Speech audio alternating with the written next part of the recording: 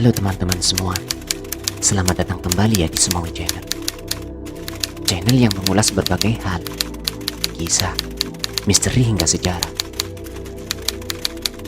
Silakan simak video ini agar kalian bisa menangkap informasi yang kami sajikan.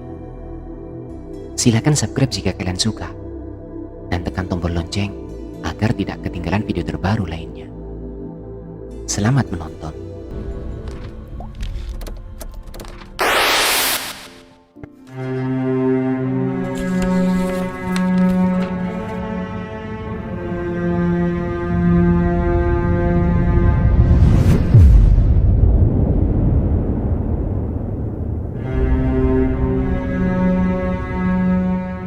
Nama Syekh Subakir sudah tak asing lagi bagi sebagian besar masyarakat di Pulau Jawa. Beliau dikenal sebagai orang yang berhasil menumbali Pulau Jawa yang terkenal angker dan dingin. Di dalam kitab Musarror diceritakan bahwa pada masa dahulu Pulau Jawa terkenal sangat angker. Pengaruh magis di tanah Jawa masih begitu kuat, di mana banyak jin dan setan menghuni setiap sudut tanah Jawa yang saat itu masih berbentuk hutan belantara.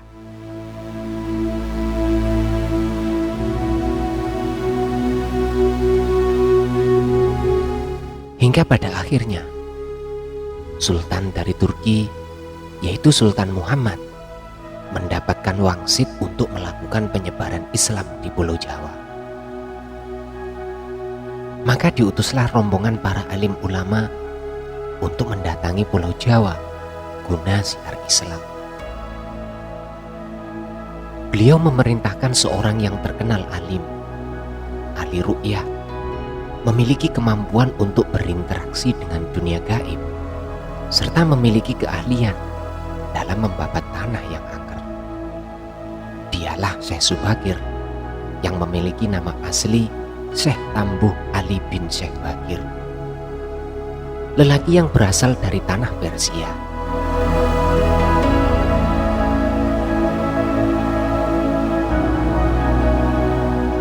Sesampainya di Pulau Jawa, Syekh Subakir langsung menuju Gunung Tidar yang diyakini sebagai titik pusat dari tanah Jawa.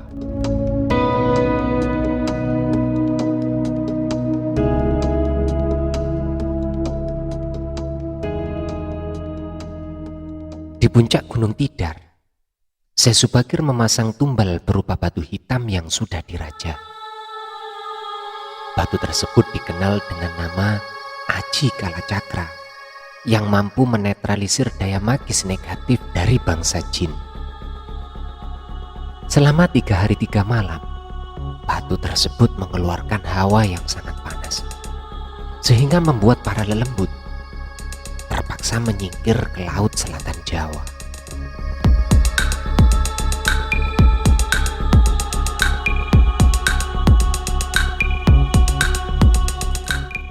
Kegegeran di dunia gaib pun mengusik ketenangan Ki Semar Badranaya, sang danyang tanah Jawa yang selama ribuan tahun husuk bertapa.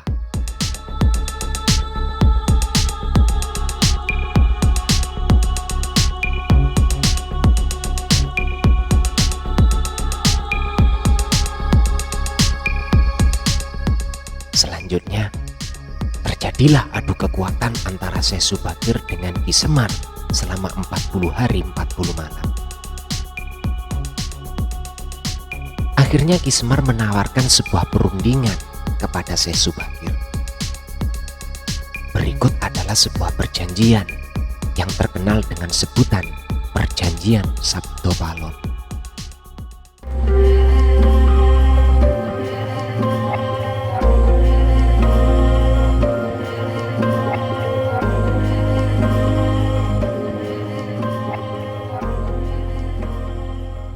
Sabdo Palon berkata, "Aku ini pamong tanah Jawa sejak zaman dahulu kala. Bahkan sejak kematian para dewa, saya telah menjadi penjaga para kesatria leluhur. Dulu aku dikenal sebagai Sahyang Ismoyo Jati. kemudian dikenal sebagai Ki Lurah Semar Bodronoyo. Syekh Subagir menjawab, "Oh, berarti Kisanak adalah danyang tanah Jawa." "Perkenalkan Kisanak, namaku adalah Muhammad Al-Bakir yang berasal dari tanah Sam Persia."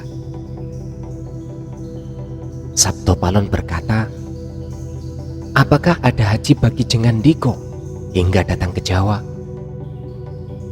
Syekh Subagir pun menjawab, "Saya diutus oleh Sultan Muhammad yang bertakhta di negara bagian Istanbul, Turki untuk datang ke tanah Jawa.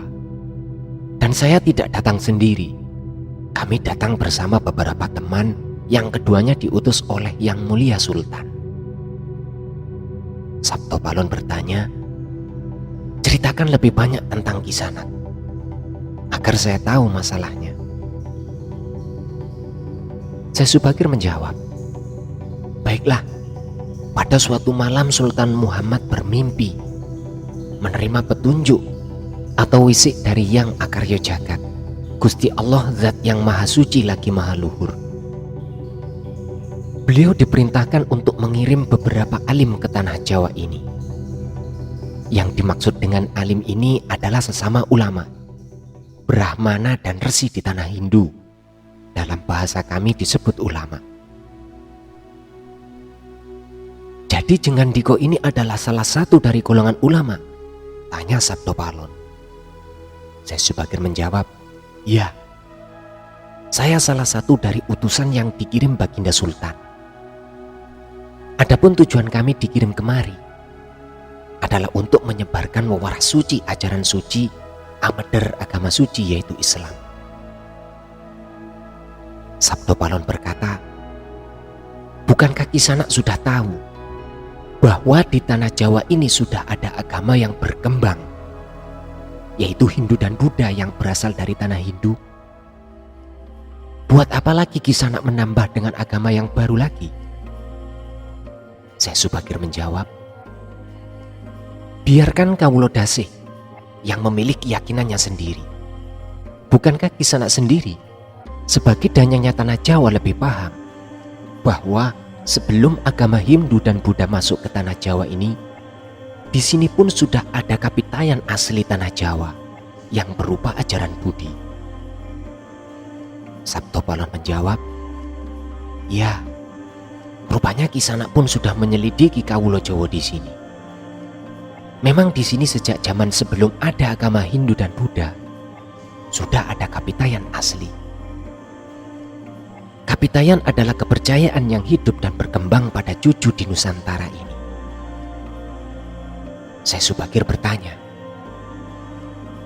"Wahai Kisanak, jika berkenan, tolong ceritakan bagaimana kapitayan yang ada di tanah Jawa ini." Sabto Palon pun menjelaskan, kepercayaan orang Jawa itu sejak dahulunya nenek moyang mereka percaya akan adanya Yang Maha Kuasa, yang tan kena kinaya ngopo.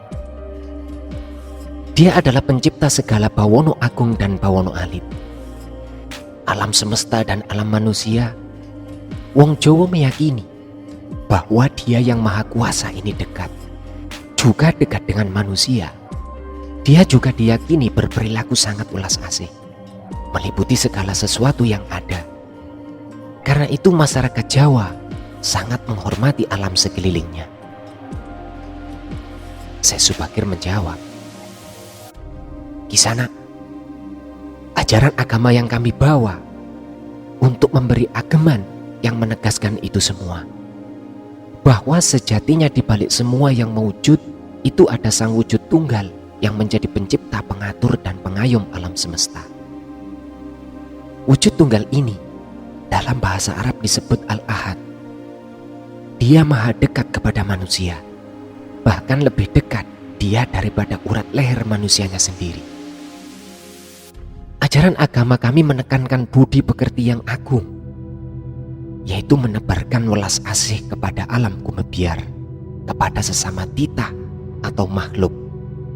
Lihatlah Sang Danyang, betapa sudah rusaknya tatanan masyarakat sekarang. Bekas-bekas peperangan saudara masih membara. Rakyat banyak kelaparan. Banyak perampokan dan penindasan di mana-mana. Ini harus diperbaiki budi pekertinya. Saya juga sedih memikirkan orang-orang saya, tutur Sabto Palon. Urutannya rusak. Pejabat negara telah melupakan dharma. Mereka saling sikut untuk memperebutkan posisi dan kemewahan duniawi. Para pandita juga tidak bisa berbuat banyak. Orang kecil bersila meronta-ronta mencari pegangan saat benar-benar gila. Syekh Subakir berkata, karena itulah mungkin Sang Mahajawata Agung menyuruh Sultan Muhammad Turki untuk mengutus kami ke sini. Jadi wahai Sang Danyang Tanah Jawa, izinkanlah kami menebarkan wewaras suci ini di wewengkon wilayah yang menjadi kekuasaanmu ini.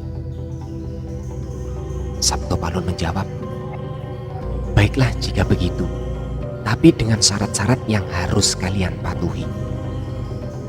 Syekh Subakir menjawab, apa syaratnya itu, wahai Sang Danyang Tanah Jawa? Sabto Palon berkata, pertama, jangan ada pemaksaan agama, dharma atau kepercayaan.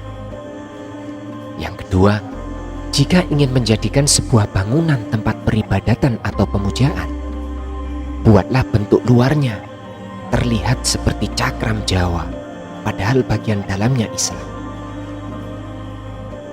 Yang ketiga, jika mendirikan kerajaan Islam, maka ratu yang pertama harus dari anak campuran. Jika bapaknya Hindu, maka ibunya Islam. Jika bapaknya Islam, maka ibunya harus Hindu. Yang keempat, jangan sampai wong Jawa menjadi Arab atau Persia. Biarkan mereka tetap menjadi orang Jawa dengan budaya Jawa, meskipun agama yang mereka anut adalah Islam. Karena agama, setahu saya, adalah dharma, yaitu lelaku hidup atau budi pekerti. Hati-hati jika sampai orang Jawa hilang Jawanya, hilang kepribadiannya, hilang budi pekertinya yang adiluhung, maka aku akan datang kembali. Ingatlah itu. Dan 500 tahun lagi, jika syarat-syarat itu engkau abaikan, aku akan muncul membuat goro-goro. Syekh Subakir menjawab, baiklah, syarat pertama sampai keempat aku setujui. Namun khusus untuk syarat yang keempat, betapapun aku beserta kawan-kawan akan tetap selalu menghormati dan melestarikan budaya Jawa yang adiluhung ini. Namun jika suatu saat kelak, karena perkembangan zaman dan ada perubahan, maka tentu itu bukan dalam kuasaku lagi. Biarlah Gusti Kang Akarya Jagat yang menentukannya.